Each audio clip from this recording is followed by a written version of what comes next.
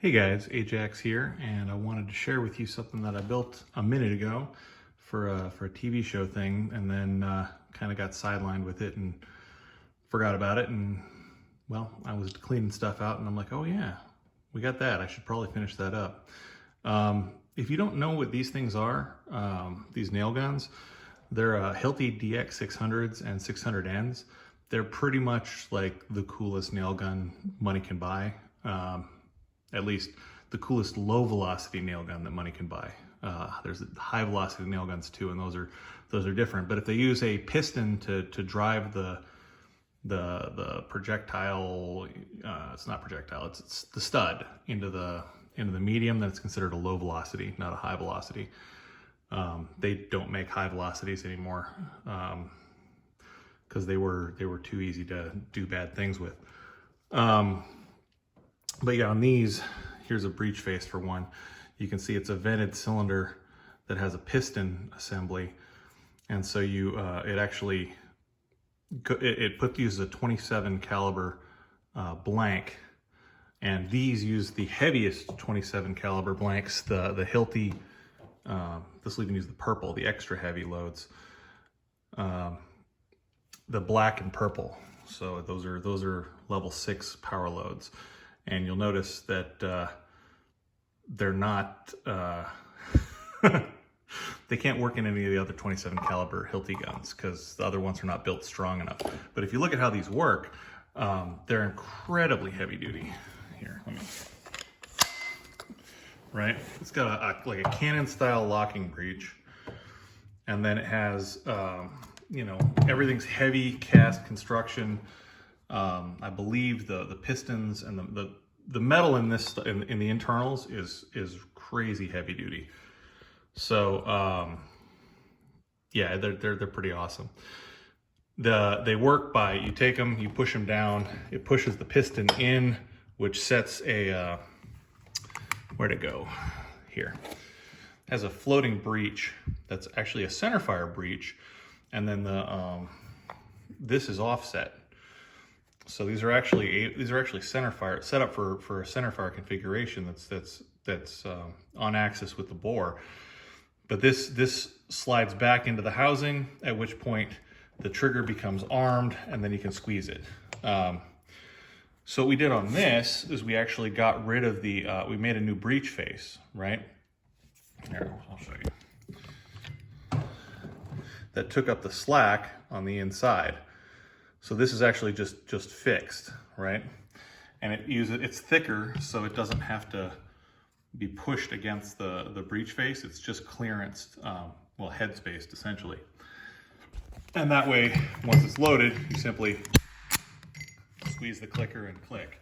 We added the strap for the guards so that this can't hang on something and accidentally go off. And then we actually, I'll have to take this apart and show you, but we took the aluminum housing that's back here, and we made a adapter that pressed onto that and then was TIG welded into place that has AR buffer tube threads. So we were able to use a conventional stock with a Castle lock nut. So we used a little clubfoot stock on that, which was kind of excessive to the needs, but hold on just one sec. I need 2 hands to do this part. All right, we're back. Sorry about that. You actually have to pull out on this little tab. We welded an extension to the tab. I don't have another DX600 sitting here assembled, but this was flush mount, and you actually have to pull out with it. So made a little snub that you can pull out. Anyway, so what we did was we made a new piston, and then we made a retaining nut. And actually, this is actually has a valve spring. I think out of I forget what motor it was. It's a thin valve spring, and that puts the rearward pressure to hold the piston all the way to against the face. And then this is a cup that we machined to a radius. Now that radius matches a pool ball, and that's done so it doesn't shatter the pool ball. It has to support it fairly evenly in order to kick it. Otherwise, it'll just, shatter this and lodge it in the bore and be a bad day. Then these all have these things. It's like a blast shield to keep the concrete from coming back at your face. They're pretty cool, but we machined off the adapter lugs. So this is now a pool ball diameter. So it can, I mean, you see where we're going with this. We loaded up with the nastiest rounds that are made. Everything in here is basically like properly treated tool steel. And then, you know, goes in there, goes inside that, fires it, and it throws a pool ball with quite a bit of velocity. And then just for giggles, we TIG brazed a chunk of rail on top of the cast iron, I believe it is, receiver. Yeah, so pool ball cannon. Probably actually going to wind up making a second one of these in golf ball diameter, which is going to be basically the same thing, but different radius on the piston and then different bore on that. And probably going to have to, you know, get a little creative with how we bush it down and sleeve it. So it might be a two-piece tube. The tube doesn't actually provide a tremendous amount of force or restriction on the ball. It just sort of guides it. But yeah, if these things sell new, I think for like $2 grand. They're crazy expensive. But every now and then, or 4 times, you'll come across them used at garage sales, off-route flea markets, and they'll sell for like 40 bucks. So there really is no reason not to play with one of them. And you know, if you ever need to like drive a 3/8 stud through a metal disc, you know, and then 2 inches into like Soviet era concrete, this will do it. They're the heaviest stud throwers that Hilti ever made. And they're awesome like that. There's other options you could do with it. You know, you can actually machine out the, there's a pin that retains these, but you can machine out the sleeve, and then if you machined the chamber or made a threaded insert, you could change this out to pretty much whatever you wanted. We're not doing that because of the restrictions where we're at, but they're really versatile, like incredibly versatile. Oh, sorry, this is the retaining pin. If you look at here, I did not lock that one correctly. Some of these are here. If you look at the, well, it's missing it. Of course it is. That one came out. This is it. There you go. That pin right there is actually what retains the inner sleeve on this. So this is threaded and then pinned, I believe, was the original construction. If I'm remembering this correctly, yeah, you can see, you could almost see the threads in there. You just got a little more light. There you go. Kind of see them. So if you grind out or machine out that pin, you know, chuck it up in a lathe, mill it flush, and then center punch it and drill it.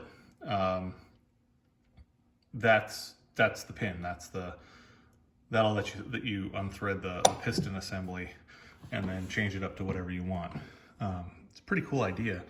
This is the outer sleeve for the locking assembly, and then that whole thing drops into this and is retained by a little, there you go, Allen screw right there. It's pretty simple. Only thing even remotely complex is the firing mechanism, and if you look at them on the inside, there's really not that much to them. They go together very, very simply. Hilti makes a dang good product. I've been very impressed with this. But yeah, so hopefully, I need to make a retention piece for this. I really want to keep the ball from falling out. So what I was thinking about doing was was actually putting like a spring detent, or like a flat spring that has a little bit of a bias towards closure that lays on a slot on it, just so that it, you know, when you drop the ball in, it holds it against the piston, because you don't want to have any space between the piston and the ball when it fires, because any space between the piston and the ball when it fires is gonna tend to the ball cracking. It's a lot of force. I mean, like a crazy amount of force. You have to imagine like slamming this through plate steel into concrete. So that much force. Still haven't figured out how I'm going to test fire this. We're going to need to make some kind of a rig that, you know, holds it and doesn't let it be damaged. But yeah, it's going to be interesting. I'm pretty enamored of the thing. I think we originally had an Aimpoint Comp M2 set up on this. It was going to be a prop for a, you know, post-apocalyptic weapons show that never made it beyond the sizzle reel. But yeah, kind of exciting. And if you guys have these where you live, you should get them and play with them, because they're awesome and they do things, amazing things. Anyway, I think I'm gonna have to take it apart. I've got some parts I need to Cerakote. These are all blasted because they were about to get Cerakoted. I wanted to do like a pink and white theme on it. Like I was gonna go sort of, you know, totally not a Hello Kitty gun. But then we just sort of got sidetracked and worked on other stuff, and we've been doing a lot of race car stuff and other things. So I'm trying to bring the gun stuff back. I know this isn't a gun. It uses, you know, component ammunition. It doesn't, I mean, it's doesn't accept, you know, cartridges that fire bullets. It's I don't know. It's a nail gun, but converted to throw pool balls. So kind of a neat thing. Very, anyway, I'm just enamored of the thing. I'm gonna make one that shoots golf balls, and then that'll probably be a more reasonable amount of force for your shoulder. I'm a little concerned that when we kick this thing off, it's gonna stick that stock straight through my shoulder. But you know, everything was really heavily built. Like when we added the aluminum to this and tigged it on, like this is a heavy casting. You know, it's no part of this is fragile. This is actually welded onto the underside of the grip on the back here, and then, you know, we bent it. We tapped a hole into the bottom side of the outer housing, which is well, this one. It's here. It's this part. Steel, heavy steel. Breech assembly. It's like a cannon breech. But you can here on this one, you can see this is this moves, and we had to take that slack out of it. So essentially, this is always in a cocked state, right? So it's always has the breech all the way back, and the breech is actually thicker by the dimension of the travel, less the amount of clearance that it needs to clear, because this shoots a rimfire blank round, a 27 cal rimfire blank, which is, you know, not a bullet. And if you put a bullet in one of these, you'd have well, it wouldn't fit, and you'd have a really bad day if you actually managed to get it to fit. I'm not saying you couldn't like remachine one of these into something, but not where I'm at, and it would be as much work doing that as it would be to just, you know, make something more conventional. But it's a heavy breech. I mean, if you look at the size of the lugs on these things, you know, you've got that lug is retaining it. You've got a really good geometry. like it's got a lot of metal in it. You know, I don't worry about this blowing up. It doesn't blow up when it takes a piston and rams, you know, the stud into the concrete. So it's not gonna care about the pool ball. I worry about the pool ball blowing up because that's a thing. But yeah, anyway, I built this thing. It's awesome. Hopefully I'll be able to go get it firing up pretty soon.